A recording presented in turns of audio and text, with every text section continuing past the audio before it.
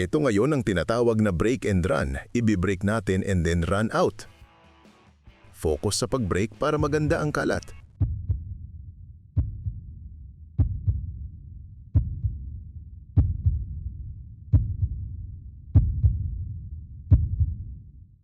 Kabem!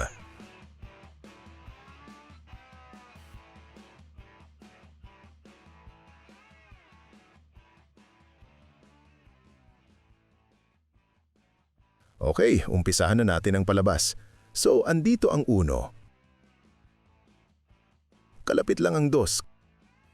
Kaya tamang ibabaw kanan lang tayo.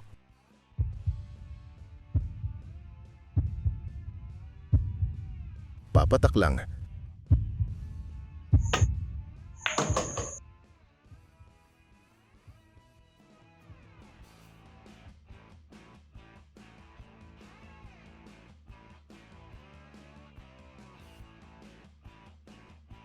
And then dito ilalim, tamang patutok lang sa 3.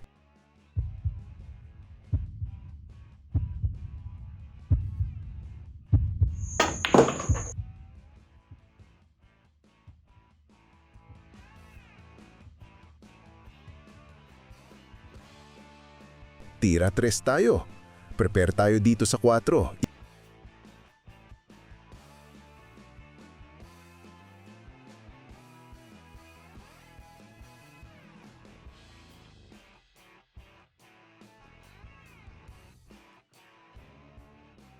Ibabaw, kanan ng konti.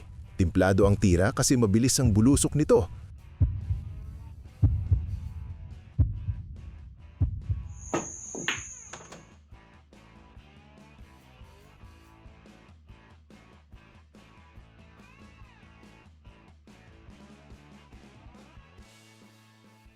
Dito ilalim lang, tamang pakaibot sa banda para sakto sa 5.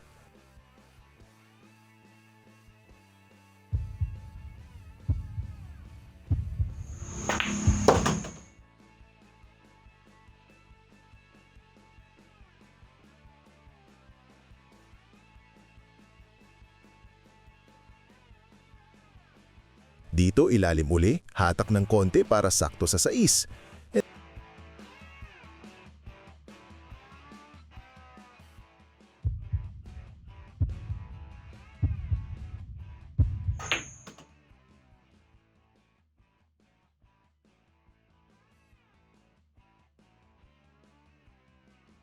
And then dito ilalim, pitik ng konti sa kanan para pumalo ng maganda sa banda. Paagoy-uy sa 7.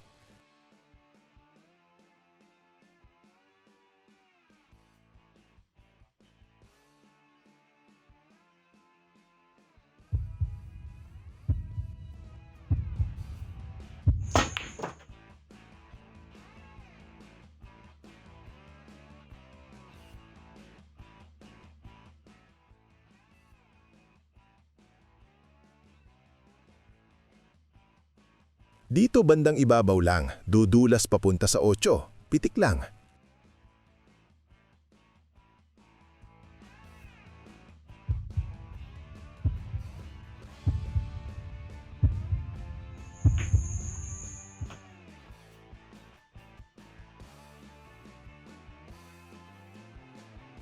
Dito sa 8 natin, alangan ng hatak, so ibabawin natin ng konti.